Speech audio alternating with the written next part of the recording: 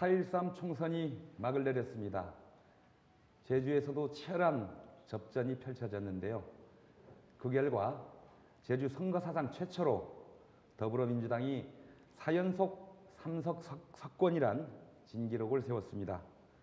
제주의 소리는 그 기록의 주인공들을 모시고 치열했던 선거 과정과 각 당선자의 포부와 공약, 그리고 주요 지역 현안 해결 방안에 대해 들어보는 특집대담 선택 제주 제20대 총선 당선자에게 듣는다를 마련했습니다. 먼저 4연속 승리라는 전무후무한 기록을 세운 제주시 갑 강창일 당선자입니다. 예, 강창일입니다. 반갑습니다. 이변과 파란의 주인공이죠. 제주시울 오영훈 당선자입니다. 네, 안녕하십니까? 마찬가지로 신예였지만 거침이 없었습니다. 서귀포시 위성곤 당선자입니다. 반갑습니다. 선거가 끝난 지 이틀이 지났지만 감흥은 여전히 좀 남아있을 텐데요. 먼저 당선 소감부터 듣겠습니다. 예, 네, 부족한 저희들 이렇게 저를 비롯해서 새전부 보내주셔서 위대한 도민들의 현명한 선택이었다고 생각을 하고 있습니다. 뭐 저희들이 잘나서가 아니라고도 알고 있습니다. 이 오만과 독선 그리고 제주 홀대에 대한 도민들이 현 정권에 대한 엄중한 심판이다. 그리고 새누리당에 대한 엄중한 경고이다. 이렇게 받아들이고 있습니다. 부족합니다만은 저희들이 도민 여러분들의 저희들이 보낸 질책성은 달게 받아들이면서 더 큰 제주를 만들어서 그리고 도민 여러분께 큰 행복을 안겨드리겠습니다. 너무너무 고맙습니다. 감사합니다. 오영훈 당선자님. 네, 이번 선거 과정에서 많은 분들이 도움을 주셨고요. 특히 저희 시민 여러분들, 이웃분들 도움이 컸습니다. 또 선거 결과 자체가 표 차이가 많이 나지 않았기 때문에 유권자 한 분 한 분이 선택해 주시고 표를 주시는 데 대해 그 깊이와 그 뜻을 다시 한번 되새기면서 국회 의정활동 과정에서 유권자분들의 목소리를 반드시 대변하겠다는 말씀을 드리겠습니다. 그리고 이번 선거는 새누리당의 그 집권 여당의 한일 위안부 협상의 문제, 그리고 무상 부유의 문제, 4.3 흔들기의 문제, 새누리당 정부 여당에 대한 심판이었다고 생각합니다. 그리고 더불어민주당에게는 더욱더 큰 변화와 혁신을 요구하는 목소리라는 점을 잊지 않고 그러한 문제 해결에 더욱더 앞장서겠다는 말씀을 드리겠습니다. 이어서 위성곤 당선자님. 예, 이런 당선의 영광을 주신 서귀포 시민 여러분께 머리 숙여 감사의 말씀을 드립니다. 이번 저의 당선은 저 개인의 당선이자 그래서 서귀포 시민 모두의 당선 이렇게 승리라고 생각을 합니다. 이제 그런 생각이 듭니다. 이제 새로운 서귀포를 만들고 정의로운 대한민국에 대한 큰 무게감으로 다가옵니다. 더군다나 저희 당에게 이제 모두 3석을 주셨기 때문에 그 무게감은 더 큰 것 같습니다. 선거 과정에서 말씀드렸던 약속들은 충실히 지켜가겠고요. 앞으로 이제 일을 해나가면서 우리 지역 주민의 이야기를 새겨 듣고 지역 주민의 입장에서 정책을 펼쳐나가는 그런 의정 활동을 통해서 서귀포 시민에게 그리고 제주도민에게 사랑받는 의원이 되고 또한 제주도와 서귀포의 미래 그리고 대한민국의 미래를 새롭게 여는 그런 정치를 하고 싶습니다. 고맙습니다. 예, 덧붙여서 선거 승리 요인 간단하게 좀 그 각자가 생각하는 그 요인을 좀 짚어보겠습니다. 이번에는 좀 거꾸로 가볼까요?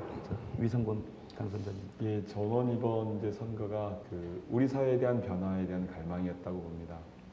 박근혜 정부, 새누리당 정부의 오만과 독선에 대한 심판이었다고 생각합니다. 역사교과서 국정화 문제, 그리고 세월호를 제대로 진실을 규명하지 않은 문제, 또한 테러방지법이라든가 이런 것들을 일방적으로 추진한 문제에 대한 국민들의 심판이었다고 봅니다.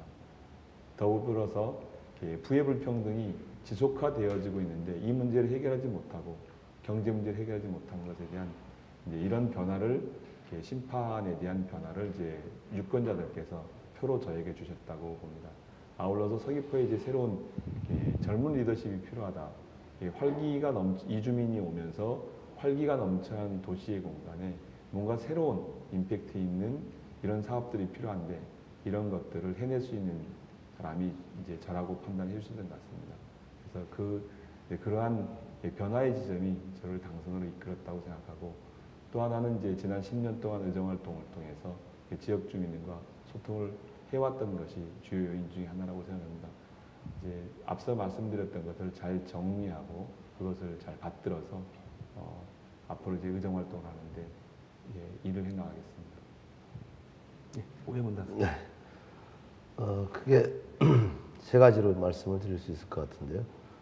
첫 번째는 아무래도 19대 저희 선거구 1선거구에서 19대 국회의원 선거 때 집권 여당의 후보가 선거법 위반으로 출마하지 못했었기 때문에 이번 선거만큼은 진짜 깨끗한 선거로 가야 된다라는 유권자들의 바람이 있었고요.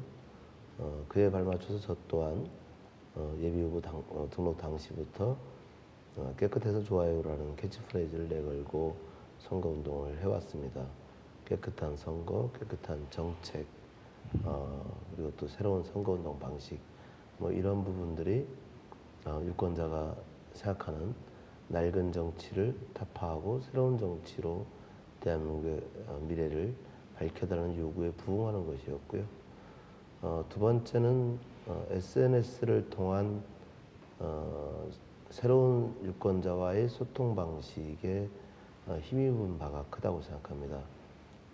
최초로 SNS, 즉 페이스북 생방송을 통해서 경선 과정, 그리고 유세 현장, 그리고 투표 동료 방송, 여러 가지 새로운 방식을 통해서 직접 네티즌들의 이야기를 듣고 또 현장에서 바로 저의 의견을 대답해 주는 방식은 지금까지 보여줬던 선거운동 방식과는 전혀 새로운 방식이었기 때문에 보다 많은 유권자를 실질적으로 만날 수 있는 효과를 가져왔다고 보고요.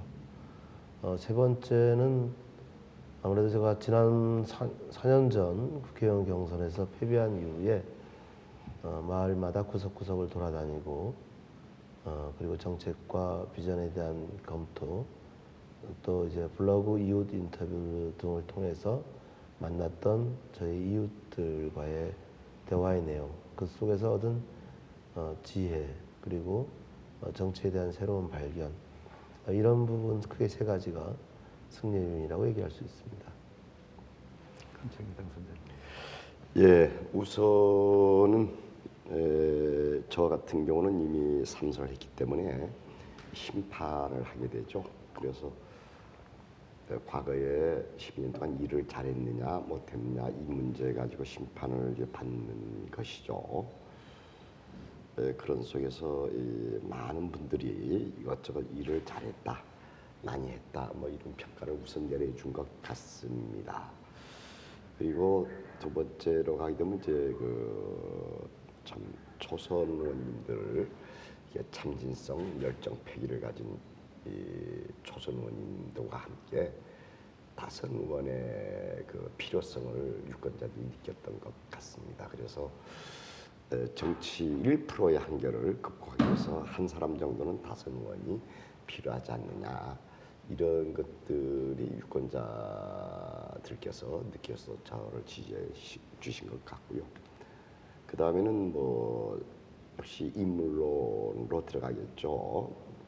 그건 상대적인 거 아니겠습니까? 그래서 뭐 경력이라든지 해온 일, 살아온 길을 이렇게 보고서 저 후보보다는 저 사람이 낫지 않느냐 하는, 특히 신제주인, 새롭게 제주도의 연동노영동 쪽에는 새롭게 제주 내려온 사람이 참 많습니다. 해서 거기서 압도적 승리를 거둘 수 있었는데 제가 19대 때는 연동에서 늘 졌었습니다. 그런데 이번에 엄청나게 많이 이겼어요. 아마 신전이 많이 내려오신 것 같은데 2,000표 이상 연동 하나에서만 2,000표 이상 났는데 그 신재주들이 여러 가지 경력이라든지 인물을 보고 판단해 주신 것이다. 뭐 이렇게 생각을 하고 그 다음에는 그 정치 공무원들의 태행적인 그 정치 행태에 대해서 이 많은 그 참 열심히 일하시는 행정 공무원들부터 많은 분들이 그 좀 거부 반응을 보였다. 그러니까 관권 선거에 대한 거부 반응이 표로 좀 나지 않았느냐. 많이 뭐이 관변 단체부터 시작해서 많이 뭐 작업을 한 것 같아요. 그런데 그게 실질적으로 효과를 못 받지 않느냐 이런 식의 생각을 해서 저는 지금 4번째입니다만은 참 엄청난 표차로 이긴 게 돼버렸습니다.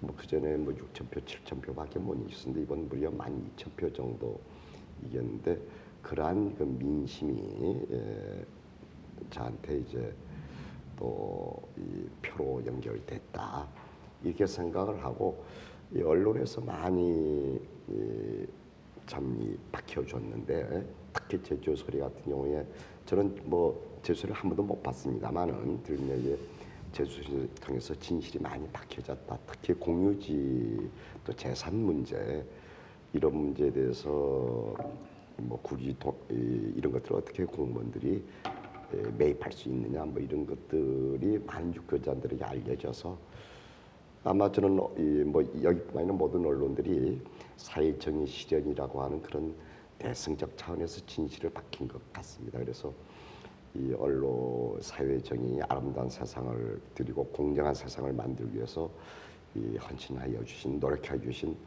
이 제주의 소리를 비롯한 언론 여러분들께 정말 감사의 말씀을 드리고 싶습니다.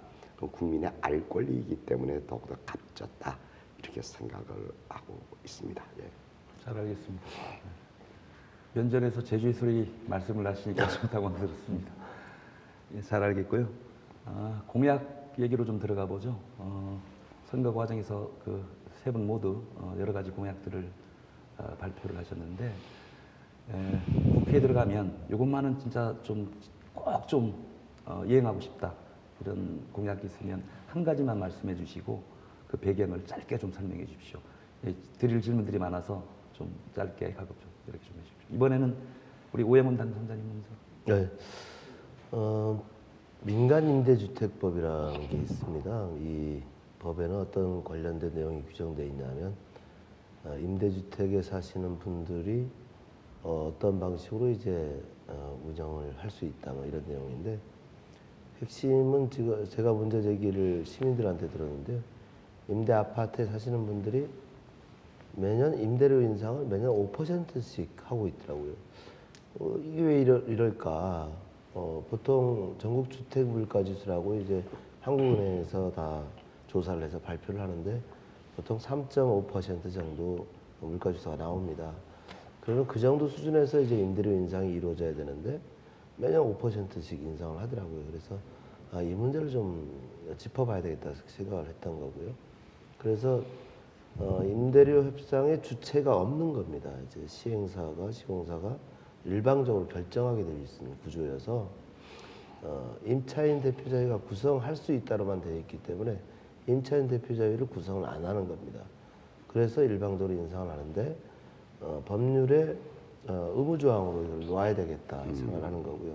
그러면 임차인 대표자회가 구성되게 되면 임대료 협상도 시행사 측과 임차인 대표자회가 전국주택물가지수라든가 금리라든가 여러 가지 상황을 고려해서 협상을 할 수 있도록 해야 된다.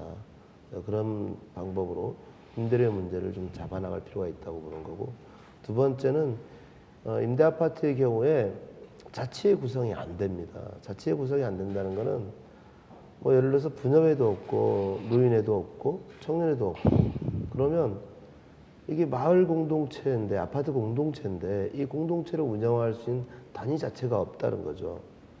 그러면 사회 안전망 자체가 무너져 버리는 결과를 초래하기 때문에 반드시 대표자회를 구성해서 아파트 운영과 관련된 자치권을 줘야 한다. 그렇지 않게 될 경우에 이 최소한의 풀뿌리 민주주의의 어떤 장치인데 어떤 아파트 공조를 할 수 없는 이런 상황이 된다는 것은 주권 의식 그리고 또 자치 의식에 심각한 훼손이 되기 때문에 이 문제는 좀 반드시 법 개정을 통해서 바로잡을 생각입니다. 네, 알겠습니다. 이제 위성군 당선인. 예, 저는 이제 우리 서귀포시 지역이 1차 산업 비중이 27.1%가 포함이 되고요. 감귤 산업인 경우는 조수익이 한 9천억 정도 돼야 된다. 지난 2015년사는 뭐 5천억대로 떨어질 거로 지금 예상을 하고 있지만 이제 그런 문제들 보면 밭농업과 그리고 이제 과수농사들이 주로 이루고 있는데 그분들이 이제 소득 안정을 위해서 농산물 최저가격 보장제를 제도화를 좀 시키고 싶습니다. 농산물 최저가격 보장제라는 게 어떤 제도냐면 우선 이제 생산비와 이렇게 기준 가격을 사전에 고시를 하죠. 그 위원회를 만들어서 고시를 하고 그 고시된 가격과 시중 가격의 차이가 나게 되면 그 차액을 농민에게 직접 보존하는 제도입니다. 이제 가격이 좋을 때는 뭐 필요가 없지만 가격이 낮을 때는 그 차액 보조를 통해서 농민들에게 이제 소득을 안정을 꾀할 수 있고요. 이제 그 소득 보장의 제도로서는 이제 농민 월급제도 적극적으로 검토해서 도입을 하고 싶습니다. 농민 월급제라는 건 뭐냐면 농산물을 사전에 농산물 수확 예상량에 대한 전체 물건을 담보로 해서 구체적으로 이제 월 단위로 이거를 이제 농민들에게 직접 보조를 해주는 이제 보조를 해주고 그 이후에 이제 농산물이 판매되어지고 나면 판매대금을 회수하는 방식으로. 그러니까 이제 지금의 농업 방식은 사후에 농업이 끝난 이후에 수확물을 가지고 빚을 졌다가 빚을 갚는 방식이지만 사전에 우선 빚을 이렇게 받아서 그것을 월급으로 받아서 쓰는 제도인데 이런 제도를 통해서 농민들의 소득 안정을 꾀하고 싶은 게 제일 공약입니다. 그래서 이런 것들을 통해서 농민들의 소득이 안정되어진다라면 삶 또한 안정되어지고 그 안정되어진 삶을 통해서 우리 사회가 좀 더 윤택해지지 않을까 이렇게 생각합니다. 감사합니다. 뭐 저는 처음이 아니어서 이제 지난 12년 정치하면서 좀 뿌려놓은 씨앗들이 참 많습니다. 그래서 그것을 결실을 보아야 되겠다. 뭐 이것이 큰 틀이죠. 여러 가지 일들이 있습니다. 뭐 새롭게 뭐 하는 것보다도 이미 시작한 일들 이 매듭을 지어야 되겠다 이런 식의 생각을 하게 되죠. 우선은 그런 차원에서 이 청정 제주 지키기입니다. 이 제주의 가치는 청정에 있습니다. 물론 아름다운 이 자연도 있습니다만은 그 아름다운 자연이 더욱더 빛나기 위해서는 청정입니다. 깨끗하고 맑아야 됩니다. 그래서 이제 심혈을 기울여 온 것인데 이렇게 했을 때는 우선은 1차 산업 살려야 된다. 농촌이 없고 임야가 없고 바다가 없는 제주 상상해 보십시오. 청정은 곧 생명입니다. 1차 산업은 또 생명 산업입니다. 여기에 이제 우리 대한민국 제주도의 딜레마가 있습니다. 중앙의 정부는 자꾸 이 1차 산업을 죽여가지고서 2, 3차로 뭐 대한민국 성장해야 된다 하는데 제주도는 그렇지 않습니다. 1차 산업을 살려야 됩니다. 여기에서 이 1차 산업 살리기 여러 가지 방안이 있을 수 있죠. 1, 2, 3차를 융합한 6차 산업화 이런 문제도 있을 수 있고요.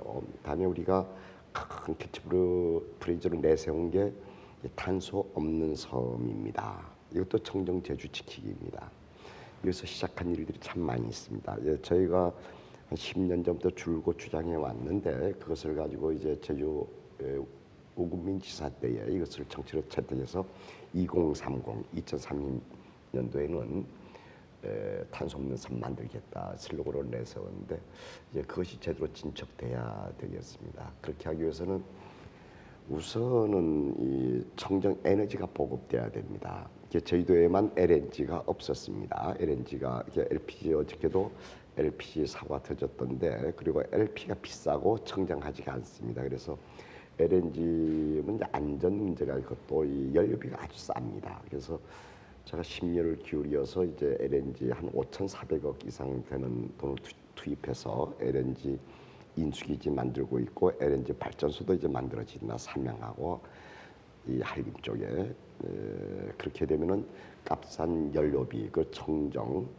저탄소 이제 청정 에너지가 우리가 이용할 수 있다 이거 하고 그다음에 제가 야심차게 했던 게 스마트 그리드 사업입니다. 이것은 이 전력 문제 해결을 위해서는 스마트 그리드가 이 전국적으로 퍼져야 되는데 이 이명박 정부 때 녹색 성장하면서 야심차게 하다가 박근혜 정부 스톱돼 있습니다. 이게 제주도는 시범도시로 됐습니다. 그래서 인증센터도 만들겠습니다만은 이것을 본격적으로 이제 해야 된다. 그리고 전기 자동차의 보급 문제가 있습니다.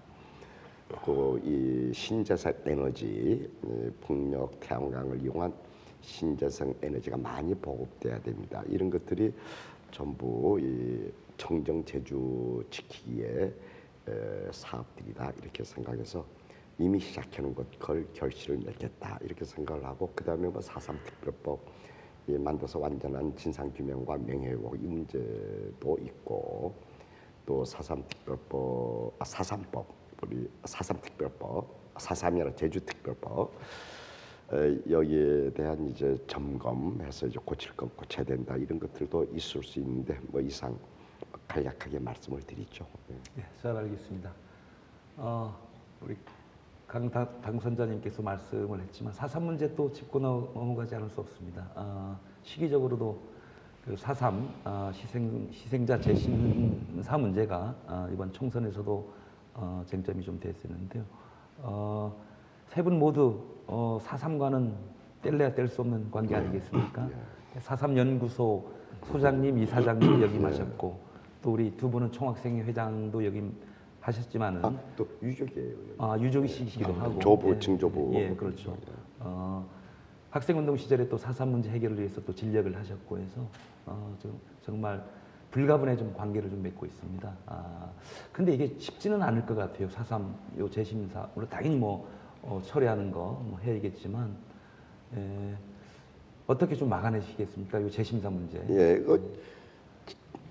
그 유법적인 정부가 유법적인 행위를 하고 있어요. 그 법적 절차성을 상실한 겁니다.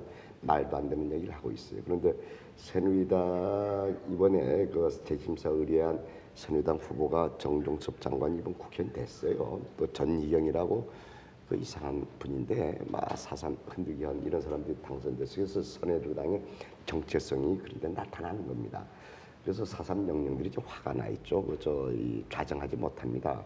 제발 근데 우리 제도에서 보면 새누리당 후보들은 전부 4.3 뭐 진상규명 아니 뭐 재심사 막아내겠다. 그럼 뭐 당차에서 중앙당차에서 막아내야죠. 근데 그렇지 안 됩니다. 택도 얘기 하지 말라고 하고 우리가 몸으로 막아내죠. 우리가 청춘을 다 그 4.3 진상규명 명예에서 바치는 사람들 아닙니까? 근데 어디 쌀뜨문들 하고 있어요. 저희들 몸으로 막아냅니다. 한 발자국도 나가지 못합니다. 더 진전은 정권을 저희들한테 주십시오. 더 진전시키겠는데 현재도 몸으로 막아냈고 이 다음에 더 이상 피해는 안 가도록 하겠습니다. 의지가 대단하신 것 같은데 앞서 말씀드렸다시피 같은 입장 아니겠습니까? 네, 그렇죠. 예, 반드시 나가야 되고 더군다나 이번 이제 뭐 저희가 이제 야대 여소가 되었기 때문에 충분히 가능하고 저희 당이 또 일당이 되었기 때문에 일당이 책임 있는 목소리를 전한다면 막아낼 수 있을 거라고 생각합니다. 네, 잘 알겠습니다. 그럼 다음 질문으로 좀 넘어가겠습니다. 역시 뭐 뜨거운 감자가 되고 있습니다. 해군의 구상권 청구 강정마을 주민들이 상당히 좀 고통을 받아왔었는데 엎친 데 덮친 격으로 더 큰 고통을 좀 강요받고 있습니다. 아예 반대 세력에 좀 해군기지 반대 세력의 사학을 자르려는 것 아니냐 이런 분석도 많은 것이 사실입니다. 그리고 뭐 이번 총선 과정에서도 구상권을 철회해야 된다.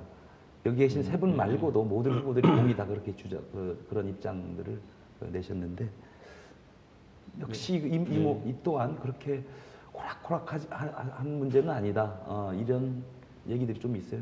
이거는 좀 어떻게 막아내셔야 될. 제가 좀 얘기를 제가 얘기를 좀 하겠습니다. 이게, 4.3이 이제 시작되어진 게 강정 문제가 시작된 지가 이제 10년이 되고 있습니다. 10년 동안 우리 지역 주민들이 주민들이 이렇게 원해서 되어진 시설로 되어 있지만 실질적으로 강정 주민에는 절차적 등등에서 문제를 삼고 있습니다. 마을에서는 실제 반대가 있었는데 이게 반대되어진 것을 가지고 공권력에 의해서 이를 추진하죠. 어떤 국책 사업이라 하더라도 지역 주민들의 이야기를 듣지 않고 시행하는 것은 결국 저항을 불러올 수밖에 없다고 생각합니다. 이제 지난 10년이 되었고 지난 10년 동안 강정마을은 많이 아팠습니다. 아프기도 했고 뭐 이웃 간의 갈등 그리고 자기의 삶터를 버린 분도 계시고 직업을 버린 분도 계십니다. 그렇지만 그분들의 싸움이 그분들의 노력들이 우리 지역, 우리 사회에는 많은 것들을 저는 만들어냈다고 생각합니다. 알뜨르 비행장에 대한 공군이 소유하고 있는 알뜨르 비행장에 대한 무상양효를 이제 법적으로 가능하게끔 하는 것을 만들어냈고요. 이제 다 달래려고 한 일이죠. 두 번째로는 또 이렇게 해군 기지로만 하려고 했던 것을 민군 복합형 크루즈항이 15만 톤이 두 척이나 들어오는 크루즈항으로 변모를 만들어냈습니다. 그리고 세 번째로는 이제 지역 발전 계획을 만들어서 실제로 그 지역만이 아니라 제주도 전역에 혜택이 되게끔 이렇게 끌어내는 일을 했죠. 그것은 그분들이 한 노력에 대한 저는 보상이라고 생각합니다. 그런 것들에 대한 우리의 도민들의 사회적 인식이 좀 필요하다 이런 생각을 갖습니다. 결국은 그렇기 때문에 구상권 문제는 결국은 의미가 없는 것이고 구상권을 청구하는 것은 결국은 이제 갈등을 더욱더 조장하는 것이고 그 아픔 그분들에 대한 잘못되어진 행위라고 생각되기 때문에 반드시 구상권은 처리해야 되고 두 번째로 해결하기 위해서는 이제 지금 이제 사면복권 그 과정에서 지금 형사 입건되어 있거나 이런 것들이 사면복권들이 이루어져서 지금 치유의 국면으로 나아가야 된다고 생각합니다. 이 부분에 대해서는 원희룡 도정에서는 분명한 태도와 입장을 좀 밝히고 정부 당국에 요청을 해야 되지 않겠느냐 이렇게 생각합니다. 지금 현재는 여소야대 국면으로 전국 자체가 완전히 바뀌어 있죠. 그렇기 때문에 저는 이 문제와 관련해서는 국민의당과 협의를 통해서 공동전선을 저는 펼쳐야 된다고 봅니다. 더불어민주당 혼자 할 수 있는 문제가 아니고요. 국민의당과 더불어서 구상권의 문제를 우리가 좀 원내 지도부가 구성되는 대로 협의를 하고 관련 상임위원회 개최 또는 이제 관련 주무부처 장관의 어떤 면담 이런 부분들을 통해서 국회 원구성이 되자마자 조기에 처리해야 될 문제로 접근할 생각입니다. 예, 잘 알겠습니다. 예, 벌써 10년이 지났습니다. 이 강정으로 결정되는 게 절차적 정당성을 일렀던 행위였습니다. 저희들이 주고됐던 것은 해군 기지만은 안 된다 이렇게 주장을 했고 그래서 결국에 민군 복합항 관광미항이라고 했습니다만 민군 복합항으로 만들어냈습니다. 이것은 그 해군 기지만은 안 된다고 주장했던 분의 공로입니다. 해군 기지만 됐을 때는 제주도의 이익도 하나도 없고 아주 위험합니다. 그래서 민군 복합항이 됐다는 것을 우선 도민 여러분께서 아셔야 되고 다음에 얼렁뚱땅 해버렸어요. 이번에 저희들이 그 이후에 저희들이 소수당이 되다 보니까 진실을 못 밝혔는데 아까 오영 당사자분도 얘기를 하셨는데 이제 진상을 밝혀야 됩니다. 그때 왜 강정으로 결정됐는지 이것도 밝혀야 됩니다. 그다음에 아마 제주에서 크게 한번 나타난 건데 이중 협약서가 있습니다. 해군 측에 와서는 해군 기지만 한다고 하고 제도 와서는 해군 민군 복합항이라고 하고 이중 그 협약서 그 19, 18대 말기에 그게 있었습니다. 그래서 저희들이 숫자가 적어서 그 진실을 못 밝혔는데 이제 그 진실을 밝혀야 됩니다. 그래서 이 도민이 속았던 겁니다. 본래 해군은 끝까지 해군 기지만 하려고 했던 겁니다. 그래서 열심히 투쟁해가지고 해놓은 거 아닙니까? 그래서 민군 복합항이 됐지 않습니까? 그런데 와서 구상권은 왜 청구해야 됩니까? 강제로 강행해서 이런 문제가 생긴 거예요. 강행해서 그래서 했는데 거꾸로 책임을 뭐 회사에 줄 비용을 정부가 아니라 강정 주민들한테 하라고 갈래 강정을 찢어놓고서 그거 할 짓 아니에요. 그래서 이것은 책임은 누가 있느냐? 해군 국방부의 책임이 있다. 왜 강정 주민들한테 책임을 묻느냐? 이 문제 하나 지적을 하고 싶고 이제 갈등을 풀어야 됩니다. 이제 삼원복권 다 시켜야 됩니다. 그리고 지역 발전 하기로 했거든요. 강정 주변 지역 전부 발전하기로 전부 약속을 한 게 있습니다.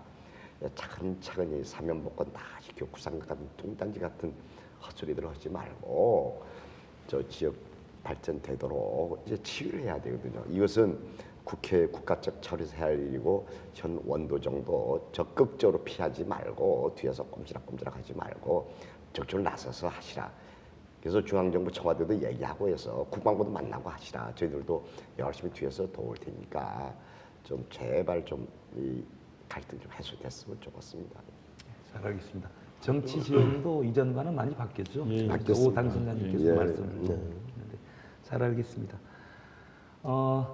이번 선거 과정에서 좀 눈에 띄는 그 문구라고 그래야 되나요? 공약이라고 해야 되나요? 뭐 제주특별법 제1조 목적 부분이죠. 네. 왜 특별자치도를 만들어야 되고 뭐 이런 내용들이 좀 들어있는 그런 조항으로 알고 있는데 그 개정 공약이 좀 나왔어요.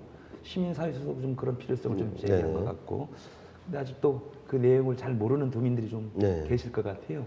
이게 어떤 의미고 어떤 배경에서 나왔는지 오영훈 당선자님께서 일단은 두 가지 관점에서 이제 볼 필요가 있는데요. 첫 번째는 2006년도에 특별자치도 특별법이 이제 제정이 됐습니다.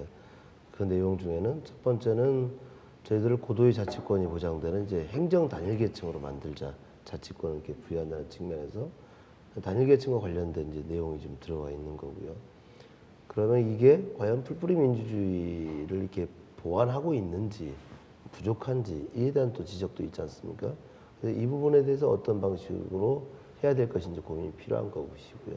두 번째는 국제자유도시 조성을 목적으로 하고 있는데 그걸 하는 방식이 규제 완화를 통해서 한다는 거예요. 이 부분은 박근혜 정부의 정책과도 이제 일맥상통하는 부분인데 신자유주의 정책 기조를 그대로 유지하겠다는 것이고 우리는 신자유주의 정책 기조를 법률로서 뒷받침하고 있는 법이 이제 이 법이란 말입니다. 그래서 뭐 계속 규제 완화 정책을 이제 계속 펼칠 수밖에 없는 건데 예전에 근데 문제는 부동산 값이 계속 폭등하게 되는데 이제는 규제를 강화해야 되잖아요. 부동산 문제에 대해서. 그런데 지금 현재 상황에서 저는 방법이 없다고 보는 거고요. 그렇게 하기 위해서는 규제를 풀 때도 있고 규제를 강화해야 될 때도 있다. 그러면 이 표현을 저는 규제 합리화가 필요하다라고 생각을 하는 거고요. 그렇게 하려면 특별법의 목적 조항이나 정의 조항에 있어서 국제자유도시를 진짜 계속 가야 될 거냐. 거기에는 왜 도민의 삶의 질과 관련된 내용이 언급이 안 되느냐.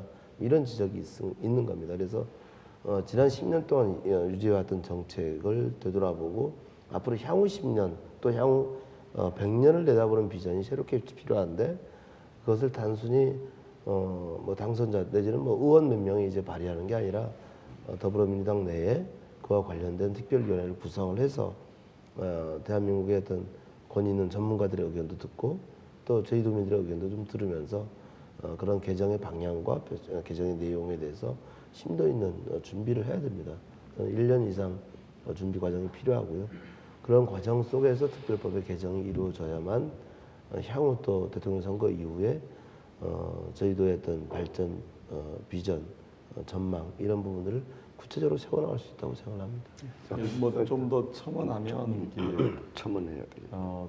이게 법 구성이 이제 특별자치도 설치와 국제자유 조성에 관한 법률인데 국제자유 조성은 이제 개발과 관련되어진 거죠. 이건 이제 91년 제주개발특별법부터 시작돼서 91년에 제주개발특별법 그리고 2002년에 국제자유 조성에 관한 법률 그리고 2006년에 만들어진 제주특별법이 있는데요.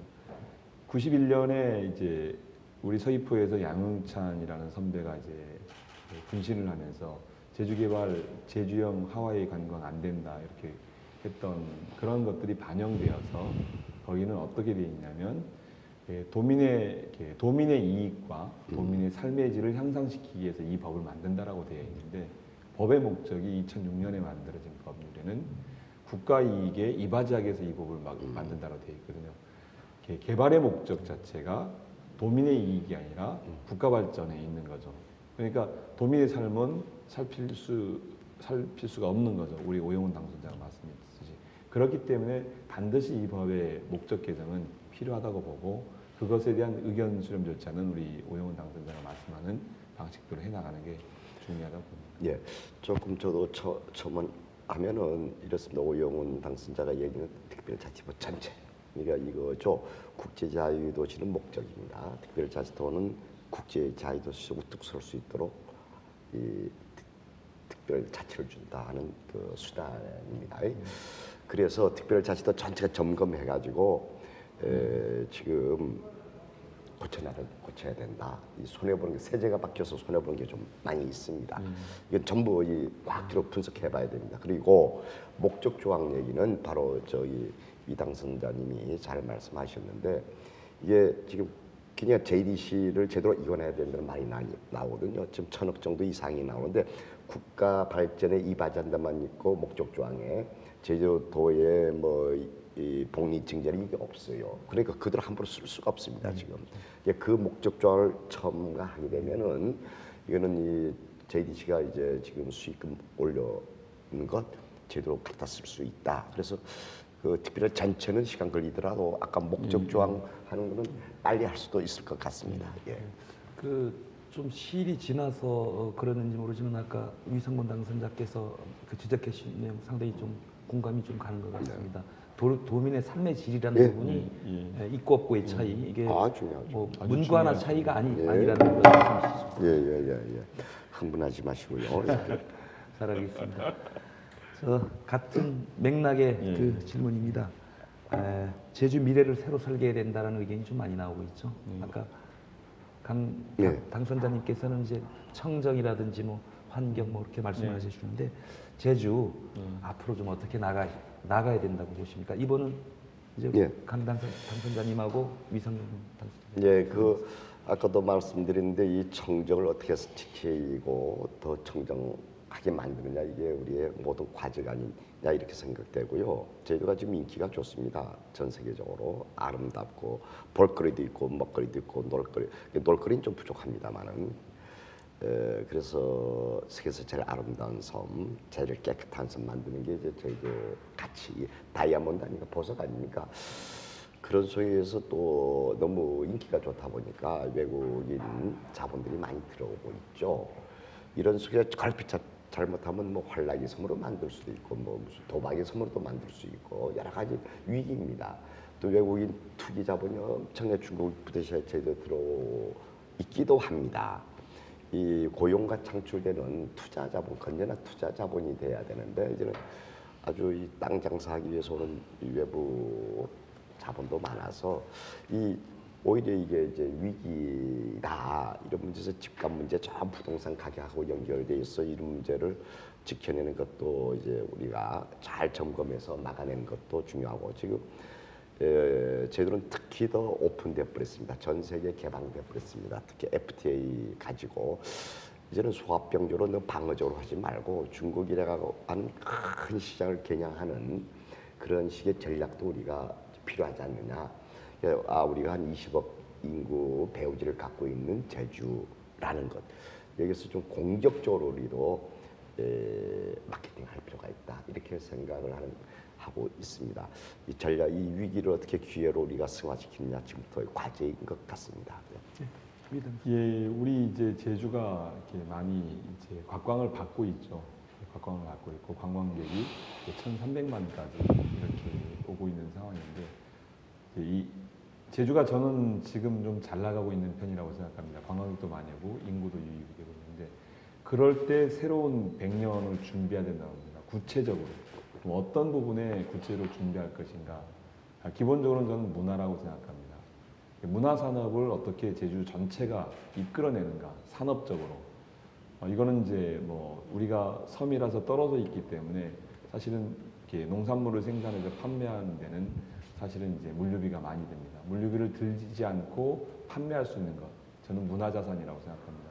그 문화자산을 어떻게 만들어내는가, 그게 매우 중요하다고 생각하고요. 두 번째로는 개발의 방식에 있어서 지금까지는 대규모 자본 중심의 개발이었다면 지금은 저는 작지만 우리 도민의 내재적인 내생적인 자본의 인간 내생적 개발을 중심으로 놔야 된다고 봅니다.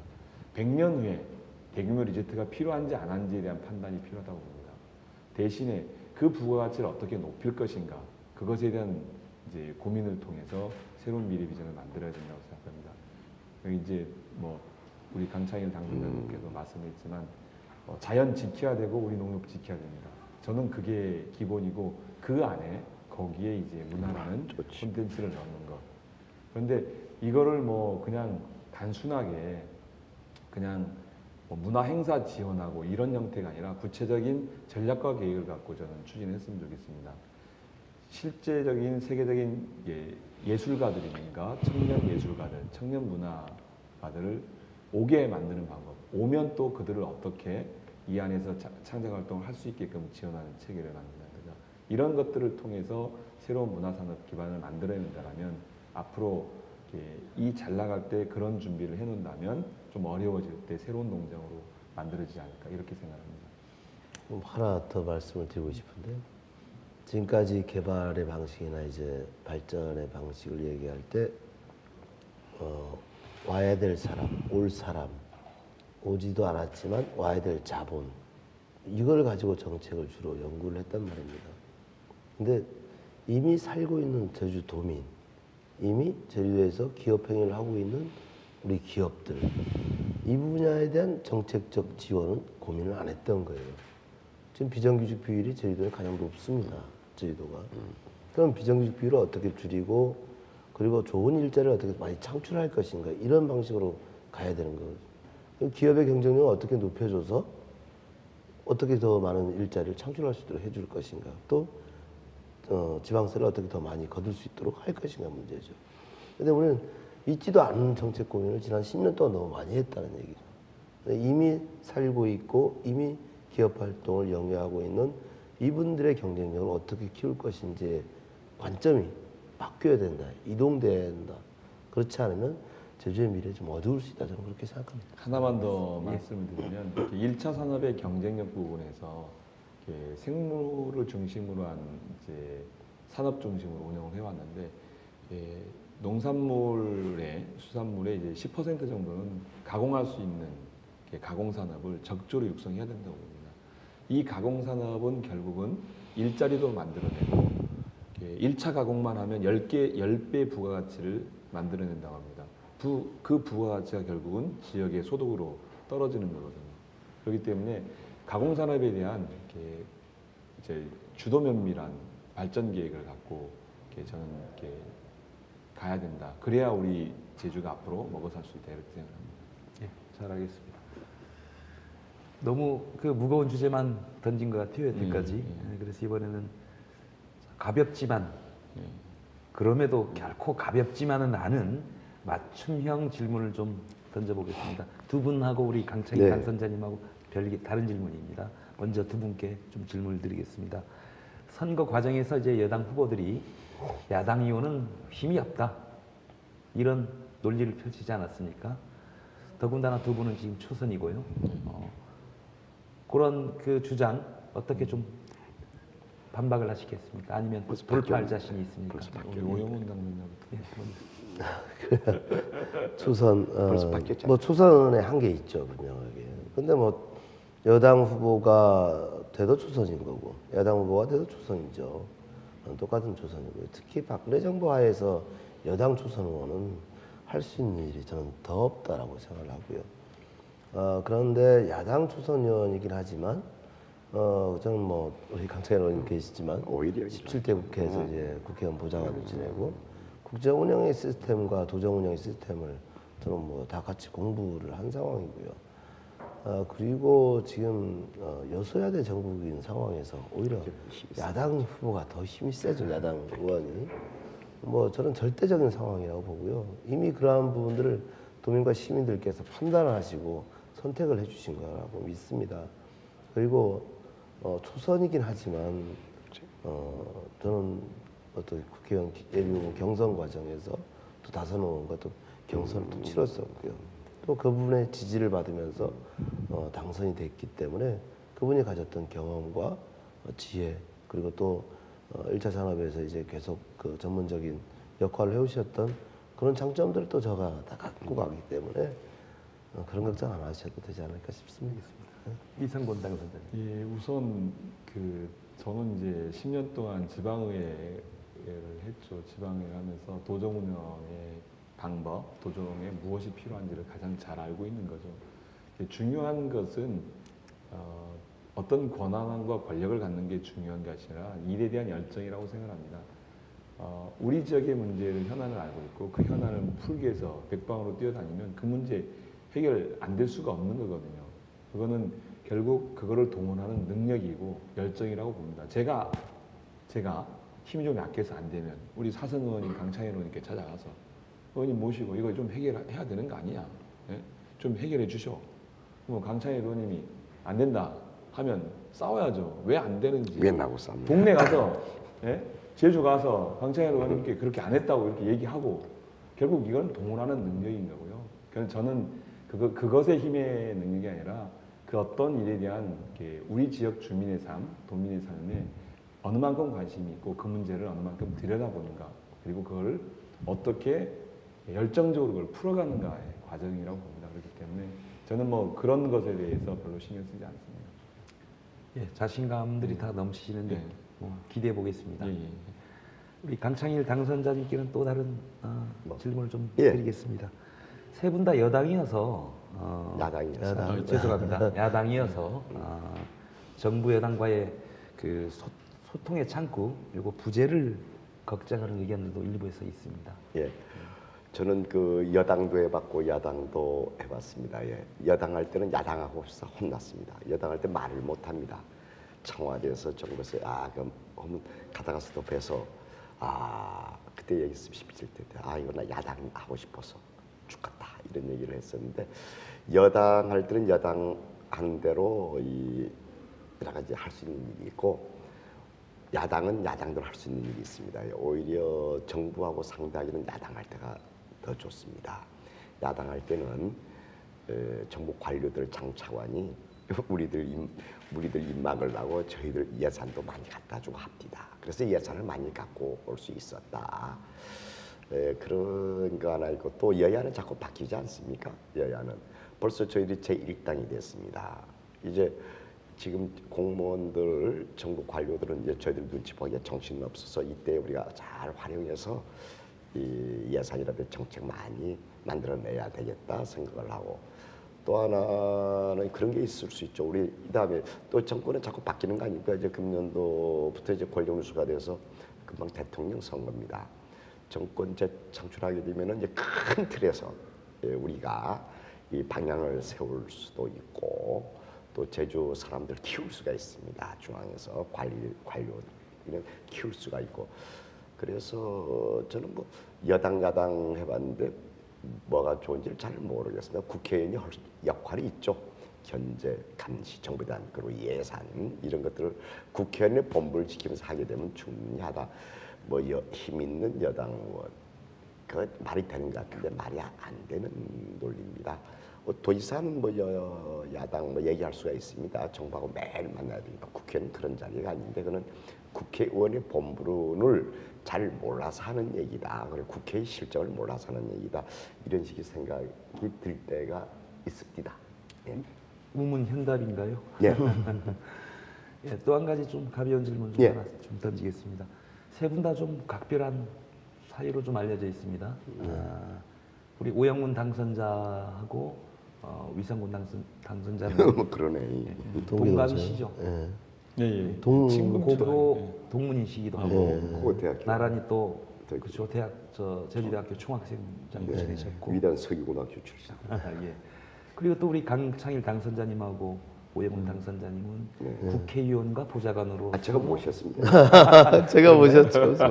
제가 모셨고 네. 예, 제가 여담처럼 갑비니까 또 제가 또 갑비란 거 아닌데 저희 어머니가 유씨입니다. 유씨가 아주 희성인데 저는 유씨만 보면은 우리 유씨만 보면 막 즐겨 서울서도 장은 위씨인데 저희 어머니가 위씨가 돼서 저분만 보면 집안 형제 같은 느낌이 듭니다. 근데 본인은 그런 의식이 별로 없습니다.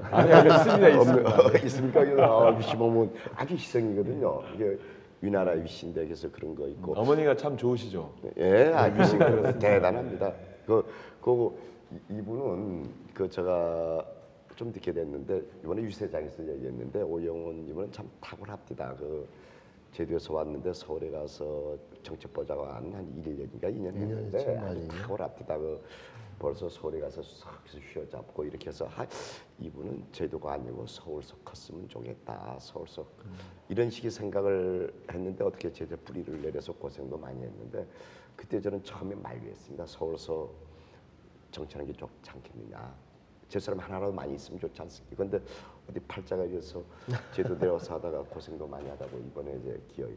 그리고 또 하나 느끼는 건 참 대단하지 않습니까? 이 참신하고 열정 있고 패기 있고 지식이 있고 이분들이 중앙에 올라가서 우선은 당 혁신에 앞장설 걸로 보고 있습니다.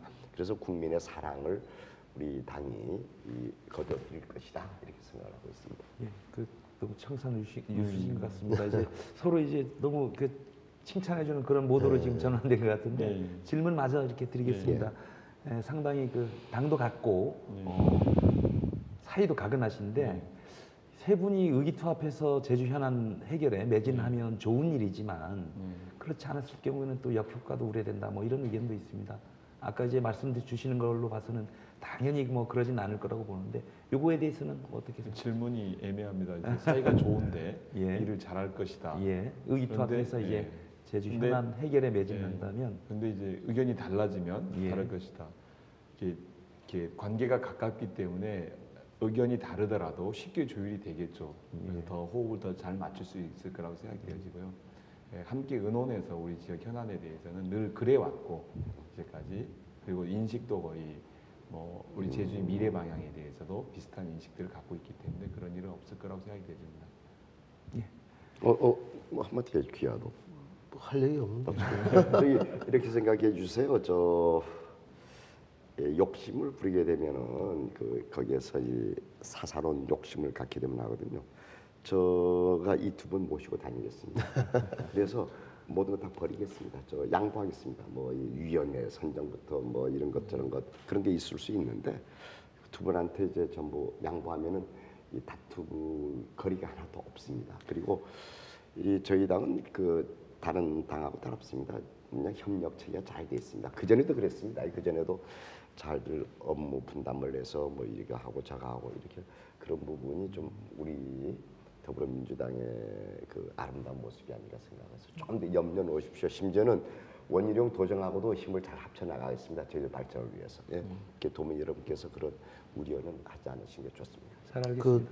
한 가지 좀 덧붙여야 되겠는데 어쨌든 우리 강창일 의원님께서 이제 사선 의원이 되셨기 때문에 또 여소야대의 상황에서 더불어민주당의 중진 의원이 되시는 거고 저는 당을 위해서든 대한민국을 위해서든 역할을 좀 하셔야 된다고 봅니다.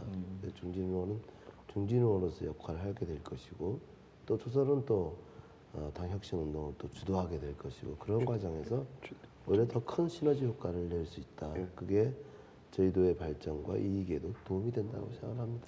잘 알겠습니다. 아까 언급도 계셨지만 짧게 그 전에 이제 상임위 배분 문제가 나왔을 때 1차 산업, 농림, 해양축산 이런 말씀도 계셨고 우리 강 당선자님께서는 후배들한테 먼저 양보하겠다 이렇게 언급을 하시는 걸 봤어요. 제가 모 방송에서 우리 오영훈 당선자님은 또 의견을 좀 해만인가요? 그런 언급도 있었고 몇 개를 이렇게 말씀하시면서 선택을 하시겠다고 그러셨어요. 정해지질 않았는데 저 같은 경우에는 지금 전국 구도 자체가 이제 기존의 정국과 완전히 달라졌기 때문에 국회 운영 시스템 자체가 저는 많이 바뀔 거라고 봅니다. 그런 과정에서 더불어민주당이 전략적으로 원구성을 방향을 정할 겁니다. 그 방향을 정할 것이고 그 과정에서 저 또한 역할할 수 있는 걸 찾아야 되는 것이고요. 당의 기대와 요구도 있는 것이고 또 저의 요구와 기대도 있는 것이고 그러한 부분을 접점을 좀 찾아서 상임위를 전략적으로 선택할 생각이고 또 그러한 과정에서 우리 강창일 당선자님과 또 유상훈 당선자님 의논을 좀 하면서 전략적으로 좀 선택하겠다는 말씀드리겠습니다. 좀 지켜봐야 되겠네요. 네. 네. 자, 마지막입니다. 앞으로 국회 활동 포부 돌아가시면서 자, 한 분씩. 뭐 활동 뭐 특별한 거 있겠습니까? 무슨 당내에서 지금 전국에서 지금 이렇게 완전히 세석 가져온 곳은 우리 제도밖에 없습니다. 뭐 혼합선 참패했고, 그래서 당내에서 이제 우리 제도 새 의원 적게 포함해서 세 사람이 할 일이 우선 많다.